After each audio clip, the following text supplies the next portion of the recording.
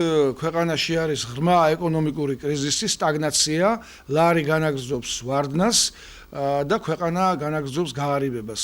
ჩვენ გავშიფრეთ კარგად მოქმედი დივერსიული ჯგუფი ქვეყანაში, რომელიც მოქმედებს ერთი მიზნით, რომ როგორმე მოახდინოს ლარის ხელოვნური დევალვაცია, ამით ეკონომიკურად ძირი გამოუთხაროს საქართველოს, შექმნას სოციალური აფეთქება და არეულობა და ამით ისარგებლოს ყოფილმა ხელისუფლებამ, ყოფილმა პრეზიდენტმა სააკაშვილმა. სქემა ძალიან მარტივია, მაგრამ ძალიან ეშმაკური. ქვეყანაში ბრუნავს 900 მილიონი ლარი აღურიცხავი შავი ფული, რომელიც ემსახურება ლარის კურსისათვის ძირის გამოთხრას. ეს შავი ფული გახლავთ მიხეილ სააკაშვილის საკუთრება და მარტივი ეკონომიკური კანონია. მე შევეცდები მოკლედ დავხსნე და ძალიან მარტივად. როდესაც ლარი უფასურდება, ან რომელიმე ნებისმიერი ვალუტა უფასურდება, თქვათ იენი, ხდება ლარის გარკვეული მასის ბრუნვიდან ამოღება, რათა შეიქმნას ლარზე დეფიციტი და შემდეგ გამყარდეს ეს ლარი. ხდება პირიქით, აი ამ 900 მილიონი ლარით ეროვნული ბანკის პრეზიდენტი ირაკლი ქადაგიძე და კომერციული ბანკები, პირველ რიგში საქართველოს ბანკი და TBC ბანკი, ყოველ კვირას ახდენენ დოლარის დიდი რაოდენობით შესყიდვას. ეს იწვევს დოლარზე დეფიციტს, ლარის გაუფასურებას და დოლარის გამყარებას. შემდეგ უკვე გაძვირებულ დოლარს კვლავ გამოუშვებენ, შემდეგ კვლავ ყიდულობენ და ასე ხდება ყოველ კვირა და თუ დააკვირდებით, ყოველკვირეულად ხდება ლარის გარკვეული რაოდენობით კლება. სხვათა შორის პანიკასაც თესავენ, ამას წინათ სოციალურ ქსელებში გავრცელდა ინფორმაცია, რომ შეიძლება 7-8 ლარი გახდეს 1 დოლარი.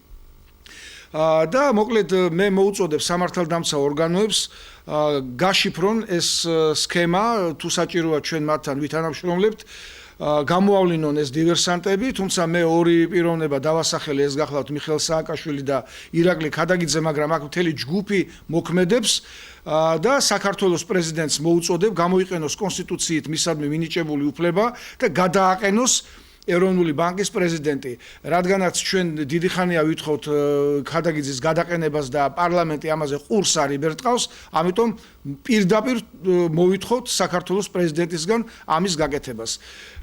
ეხლა რაც შეეხება იმას, თუ რა შეიძლება იქნას მომოქმედებული ამასთან დაკავშირებით. დივერსიული ჯგუფი, რომელსაც ერთი მიზანი აქვს, არჩევნების გარეშე მოვიდეს ხელისუფლებაში, რა თქმა უნდა, ახლა ნაციონალურ მოძრაობას და სააკაშვილს არანაირი შანსი არ აქვს, რომ მომავალი არჩევნები მოიგოს, მათთვის ერთადერთი დაბრუნების გზა ეს არის არეულობის მოწყობა. ეს ფული, ახლა ისმის კითხვა, საიდან გაჩნდა ეს ფული? მოგეხსენებათ 2008 წელს ამერიკის შეერთებული შტატების მთავრობამ მრავალ მილიონიანი ტრანში გამოყო საქართველოსათვის. ეს არის დაახლოებით 4 მილიარდ ნახევარი. ნუ რა თქმა უნდა, ჩვენ ამაზე ყური ქონდა მოკრული, მაგრამ მე მივმართე პირადად ჩემი წერილით შეერთებული შტატების ელჩს, მაშინდელ ელჩს ჯონ ბასს და მივიღე წერილი, სადაც პირდაპირ წერია, რომ 4 მილიარდ ნახევარი გამოყო შეერთებული შტატების მთავრობამ, ეს საელჩო ადასტურებს ამას და იქ გაწერილია, რაში უნდა დახარჯულიყო ეს. ამ ფულის გარკვეული ნაწილი დაიხარჯა, მაგრამ გარკვეული ნაწილი ამოღებული იქნა მომავალში ეკონომიკური დივერსიების მოსაწყობად. მოგეხსენებათ, სააკაშვილმა 2008 წელს სამხედრო დივერსია მოაწყო ქვეყნის წინააღმდეგ, ეხლა ეკონომიკურ დივერსიას აწყობს. ამიტომ ჩვენი კატეგორიული მოთხოვნა არის ეს, რომ ეს სქემა ჩვენთვის უკვე ცნობილია, გზად ვართ დავასახელოთ იქ გარკვეული ჯგუფის წევრები, ვინც ამაში ჩართულნი არიან, მაგრამ სამართალდამცავი ორგანოები რატომღაც ჩუმად არიან, ხმას არ იღებენ, ამიტომ ჩვენ კატეგორიულად მოვითხოვთ. აღკვეთოს ეს დივერსია, რომელიც პირველ რიგში ურტყავს ხალხის ჯიბეს და არა ხელისუფლების წევრების ჯიბეს. ხელისუფლების წევრები კარგად იღებენ სუყე ხელფასებს, სუყე დანამატებს, პრემიებს თუ ასე შემდეგ ხანდრას უწოდებენ ხანდრას, ეს ჩვენს ჯიბეს და ჩვენს ბიუჯეტს ურტყავს პირველ რიგში. გმადლობთ ყურადღებისათვის, თუ შეკითხვები გაქვთ, მზად ვარ გიპასუხოთ.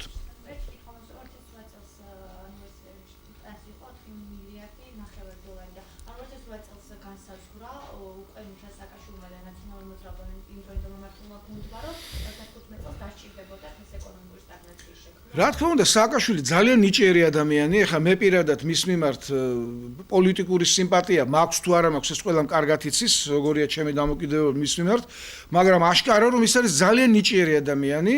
რა თქმა უნდა, მან წინასწარვე განსაზღვრა, რომ როდესაც მას მეორე საპრეზიდენტო ვადა გაუვიდოდა, ის უნდა გადანაცვლებულიყო პრემიერ-მინისტრის სავარძელში და ამას მოარგო კონსტიტუცია, მაგრამ რადგანაც ეს არ გამოუვიდა, მას გათვლილი ჰქონდა რომ არ გამოსვლოდა შემდეგი სქემა მისი, შემდეგი ნაბიჯი და მისი სქემა რა იქნებოდა. შემდეგი სქემა იყო ეკონომიკური დივერსიის მოწყობა, რასაც აწყობს კიდეც საქართველოში. აი ეს ლარის გაუფასურება არის ხელოვნური. შესაძლებელია ახლა გვახსოვს ყველას რომ ოქტომბერში თუ ნოემბერში ლარი იყო 1.75, შეიძლება გამختارიყო 1.80, 1.85, 83, 90, ნუ ორ ნიშნულს არ უნდა ასწილებულიყო ლარი, მაგრამ ყველა კარგად ვხედავთ ამას. შეუერაღებელი თვალით შეგვიძლია დავინახოთ, არ უნდა ამას დიდი ეკონომიკური რაღაც ფანტასტიკური შიდასვლები და წიაღსვლები. მარტივი თეთრი ძაფით არის ნაკერი. მიმდინარეობს ეკონომიკური დივერსია. ზუსტად თანხას გისახელებთ 900 მილიონი ლარი, თითქმის მილიარდამდე. ბრუნავს და STBC ბანკი და საქართველოს ბანკი ეროვნული ბანკის პრეზიდენტის დავალებით ყოველ კვირა, როგორც კი დაიწყება ბანკთა შორის სავალუტო ბირჟაზე ვაჭრობა, შეისყიდიან ხელოვნურად, მათ არ ჭირდებათ ეს. შეისყიდიან დიდი რაოდენობით დოლარს, იმაზე მეც ვიდრე საჭიროა და შემდეგ სავალუტო ჯიხურებში და ბანკებში იქმნება დეფიციტი და ძვირდება დოლარი, ანუ ლარი უფასურდება, დოლარი ძვირდება. აი ეს არის სქემა, მაგრამ ამის შესახებ ჩვენ ვიცით და სამწუხაროდ ან არ იცის ხელისუფლებამ, ან თუ არ იცის თქვენი მეშვეობით გაიგებს და თუ იცის და ხმას არ იღებს და არაფერს არ აკეთებს, ეს იმას ნიშნავს, რომ ბატონი ხადურიც ჩართულია ამ სქემაში.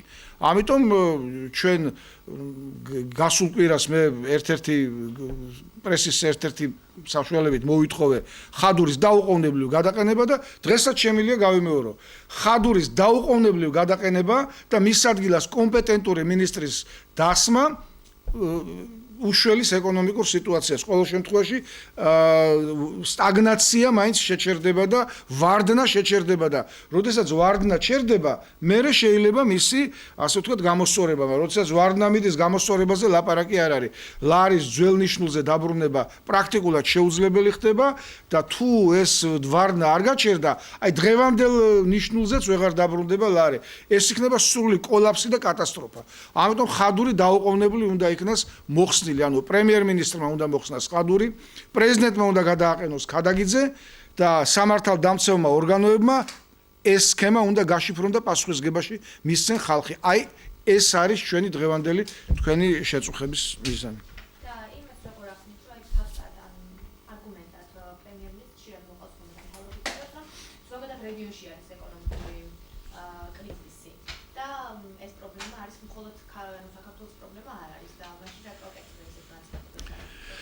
დოლართან შედარებით გაუფასურდა ევრო, გაუფასურდა იენი, გაუფასურდა აზერბაიჯანული მანათი, გაუფასურდა რუსული რუბლი, გაუფასურდა სომხური დრამი, გაუფასურდა, სხვა ვალუტებიც.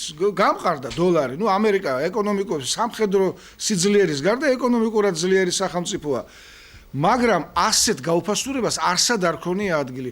რომ არა დივერსიული ჯგუფი, ასეთი გაუფასურება არ მოხდებოდა. დიდი მადლობა. კიდევ თუ რამე შეკითხვა გაქვთ?